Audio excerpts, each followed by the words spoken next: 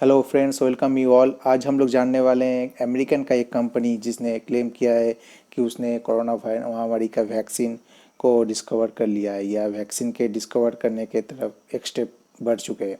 आज हम लोग जानने वाले हैं कि उस वैक्सीन कितना हमारे कोरोना महामारी के लिए इफेक्टिव है।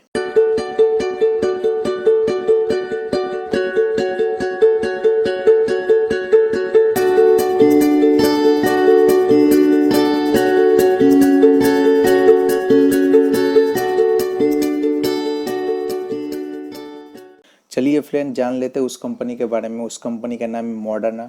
मॉडर्ना जो यूएस बेस्ड एक बायोटेक कंपनी है जिसका मोटो ही है, जिसका वो बिलीव करते हैं mRNA is the software of life. Means वो जितना भी अपना रिसर्च या वो कंपनी अपना चलता ही है आरएनए का रिसर्च के ऊपर।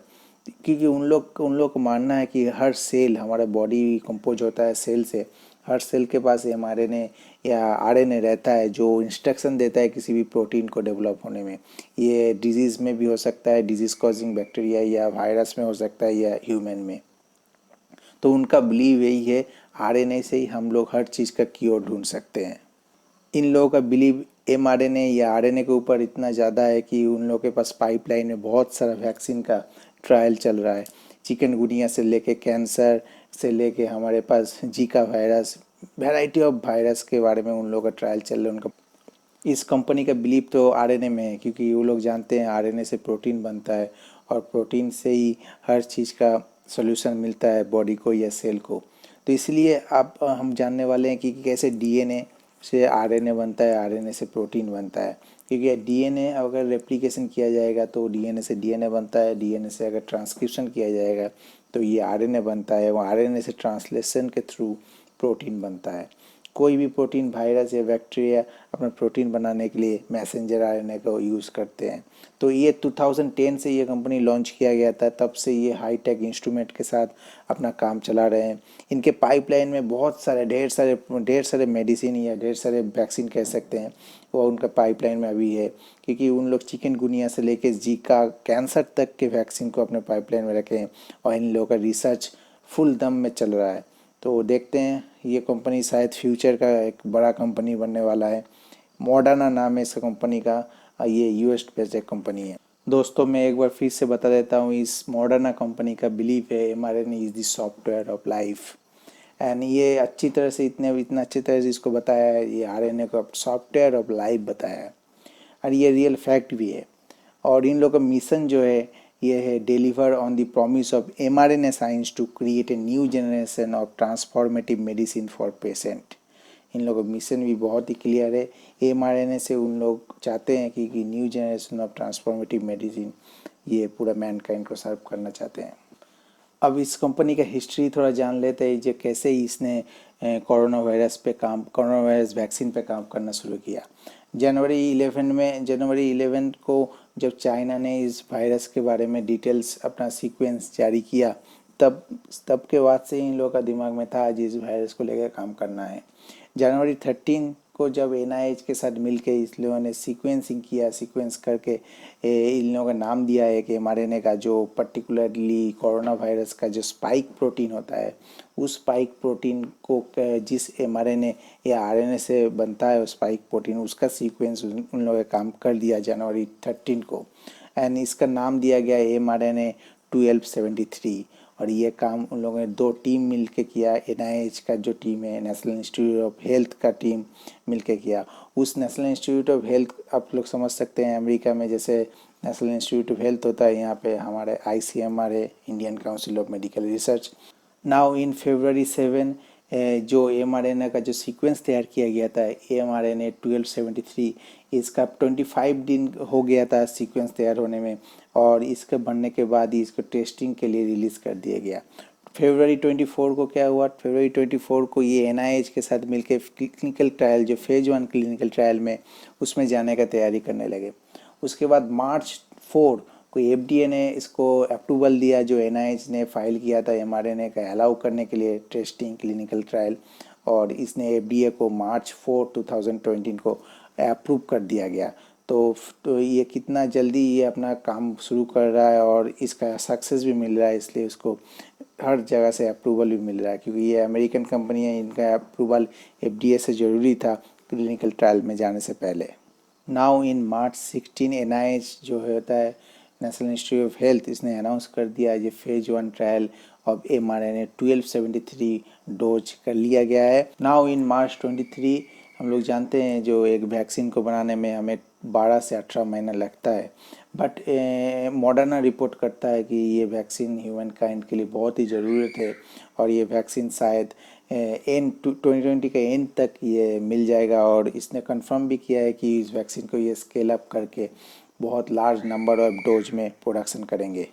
ऑन मार्च 27 NIH ने अनाउंस कर दिया कि एमोरी यूनिवर्सिटी एटलांटा ये अपने कुछ वॉलंटियर्स जो 18 to 55 ईयर्स के वॉलंटियर्स है वो फेज 1 ट्रायल में इन्वॉल्व होंगे।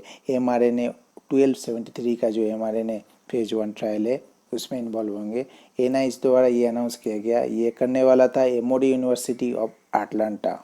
अप्रैल 16 को इस मॉडर्ना कंपनी को बहुत बड़ा एक अचीवमेंट मिला, क्योंकि BARDA जो होता है biomedical advance research and development authority, ये एक US गवर्नमेंट का एक अपना अथॉरिटी है जो फंड प्रोवाइड करता है। इसने $483 मिलियन का फंड प्रोवाइड किया for the mRNA vaccine mRNA 1273। ये लार्ज स्केल में 2020 तक प्रोडक्शन करने के लिए ये US गवर्नमेंट का डिपार्टमेंट ने फंड दिया गया है। उसी दिन अप्रैल 16 को NIH का जो mRNA का स्टडी का एनरोलमेंट है, पेशेंट एनरोलमेंट कंप्लीट हुआ, और ये 3 कोहर्ट में कंप्लीट हुआ था। कोहर्ट मतलब अलग अलग ग्रुप में अलग अलग डोजिंग में दिया जाता है वैक्सीन को।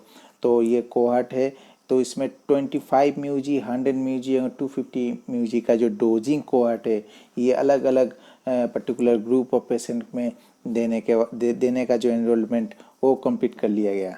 Now in April 27 Moderna submitted US FDA का जो अप्रूवल होता है फेज 2 में जाने के लिए, उस दिन वो सबमिट कर चुका था, क्योंकि फेज 1 ट्रायल में उनको अच्छा शायद रिजल्ट मिल चुका है, इसलिए फेज 2 में जाने के लिए US FDA में उसने mRNA 1273 को सबमिट किया जाइए, अब फेज 2 में जाने का परमिशन दिया जाए। May 1 को मॉडर्ना एंड लोन्जा नाम का 2 कंपनी ने वर्ल्ड वाइड एक स्ट्रेटेजिक कोलैबोरेशन किया, क्योंकि इन लोगों को स्केल अप करना है इस वैक्सीन को up to 1 billion dose of mRNA 1273 per year. Moderna company ये भी रिपोर्ट किया कि इन दी May 6 को जो है हमारा एंथोनी एस फौजी, जो MD डायरेक्टर ऑफ NIAID है, national institute of allergic and infectious disease, उसने नेशनल जियोग्राफिक का एक प्रोग्राम में पार्टिसिपेट किया है। एक बार इस वैक्सीन के बारे में mRNA 1273 के बारे में उनका असेसमेंट रिपोर्ट शेयर किया। और May 12 को मॉडर्ना रिसीव किया US FDA का first track designation for mRNA 1273। आप समझ सकते हैं US FDA कितना कॉन्सर्न है इस वैक्सीन को लेके। ये फर्स्ट ट्रैक में जाने के लिए ये FDA का अप्रूवल मिल चुका था। और May 18 को वो इसने अनाउंस कर दिया ये पॉजिटिव रिजल्ट मिला है उनको clinical trial phase 1 clinical trial से पॉजिटिव रिजल्ट मिल चुका है और mRNA 1273। नाउ ये प्लान कर रहा है अपना सेकेंड ट्रायल, जैसे फेज 2 ट्रायल, ये शायद US FDA इसको अप्रूवल दे भी दिया है और इससे ये फेज 2 में जाएंगे। तो ये रहा अब तक का अचीवमेंट ऑफ mRNA 1273। आप लोग समझ ही गए होंगे कैसे मॉडर्ना कंपनी अपना हर पेज में कुछ कुछ अप्रूवल लाके ये अपना अचीवमेंट कर रहा है, माइलस्टोन को अचीव कर रहा है। अभी तो ये फेज 1 को कैसे भी करके क्लियर कर चुका है, फेज 1 में अच्छा रिजल्ट मिला है। ये NIAID या NIH हर कोई इसको FDA हर कोई इसको सपोर्ट करने के लिए तैयार है।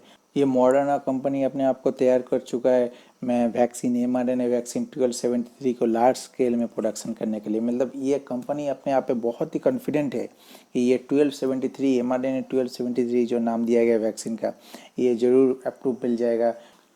अब हम जानने वाले हैं ये मॉडर्ना कंपनी का जो वैक्सीन है ये क्यों इतना हाइप में है, क्यों इसके बारे में हर कोई कॉन्सर्न है, क्यों इसका रिजल्ट अच्छा आ रहा है, ये क्यों ट्रेडिशनल वैक्सीन से अलग है, mRNA वैक्सीन में क्या डिफरेंस होता है ट्रेडिशनल वैक्सीन में।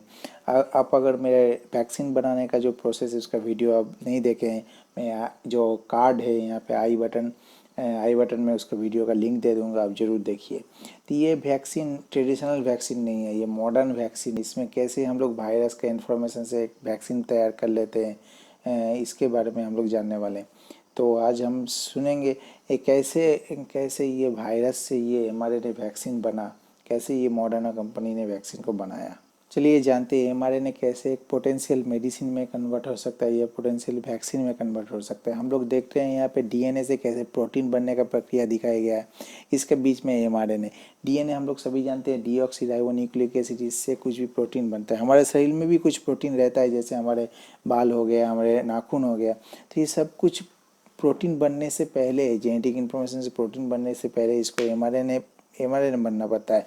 तो एमआरएनए पर्टिकुलर एमआरएनए में ही उस पर्टिकुलर प्रोटीन का जीन सीक्वेंस छुपा है। तो मॉडर्ना कंपनी ने पर्टिकुलर उसी एमआरएनए वायरस का, जो कोविड-19 वायरस का जो एमआरएनए का जीन सीक्वेंस किया, पता किया ये उसका स्पाइक प्रोटीन है। क्यों एक वायरस का स्पाइक प्रोटीन का जीन सीक्वेंस करना ज़रूरत पड़ा, ये कंपनी ने क्यों स्पाइक प्रोटीन में फोकस किया? क्योंकि हम लोग जानते हैं हमारे घर में अगर लॉक एंड की रहा तो हर की का पर्टिकुलर शेप होता है, जो शेप पर्टिकुलर लॉक के साथ मैच होना पड़ता है। इसी तरह हमारा बॉडी में अगर वायरस अगर आ भी जाएगा तो उस वायरस को जानने के लिए, वायरस को मारने के लिए पहले उसका आउटर स्ट्रक्चर में हमारे एंटीबॉडी को बाइंड होना पड़ेगा।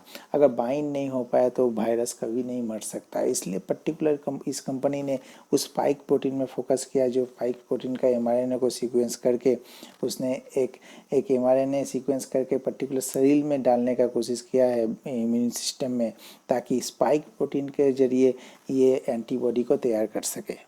तो दोस्तों आपने जान चुके हैं, इसलिए इस कंपनी ने पर्टिकुलर स्पाइक प्रोटीन, आप लोग यहाँ पे देख सकते हैं, उसका जीन सीक्वेंस किया गया, उसको एमआरएनए में इंसर्ट करके इसको एज ए वैक्सीन के रूप में ये शरीर में डाला गया, ह्यूमन बॉडी में डाला गया। ह्यूमन बॉडी में डालने के बाद जो इसका इम्यून सेल है उसमें पर्टिकुलर इस प्रोटीन का एक्सप्रेशन हुआ, और हमारे बाकी जो एंटीबॉडी प्रोड्यूसिंग सेल है उस प्रोटीन में बाइंड करने के बाद उस प्रोटीन ये वायरस से डायरेक्ट कांटेक्ट में नहीं हुआ। ये सबसे बड़ी बात इस वैक्सीन में ही है। ये पूरा एक वायरस का एक इन्फॉर्मेशन को कलेक्ट किया गया, कलेक्ट करने के बाद ये पूरा प्रोसेस को किया गया। इसमें वायरस का डायरेक्ट इन्वॉल्वमेंट नहीं है। तो इस तरह ये एक पोटेंशियल वैक्सीन बन सकता है एमआरएनए, जो हमारे शरीर को प्रोटेक्ट कर सकता है। ये वैक्सीन खुद शरीर बनाता है, सिर्फ वायरस का कुछ इन्फॉर्मेशन लेके, इसलिए ये फ्यूचर वैक्सीन है। हेलो दोस्तों, तो इसमें इस पूरे प्रोसेस में मैंने बताने की कोशिश किया कैसे एक एमआरएनए से पर्टिकुलर स्पाइक प्रोटीन का इन्फॉर्मेशन जानने के बाद एक वायरस का वैक्सीन बनाया जा सकता है। क्योंकि कोरोना वायरस के लिए ये एक फ्यूचरिस्टिक वैक्सीन है। मुझे कुछ अलग लगा इसका कॉन्सेप्ट मॉडर्ना कंपनी का। इसके लिए ये फास्ट ट्रैक में एफडीए ने अप्रूवल मिल भी गया, क्योंकि ये कुछ फ्यूचरिस्टिक है। ये डायरेक्ट किसी वायरस को इन्वॉल्व नहीं करता है, वायरस के एटेन्यूएटेड फॉर्म को इन्वॉल्व नहीं करता है। ये वायरस का पर्टिकुलर कुछ इन्फॉर्मेशन को कलेक्ट करता है, उसको सीक्वेंस करके वैक्सीन खुद बॉडी अपने आप में बनाता है। तो ये बहुत इंटरेस्टिंग है।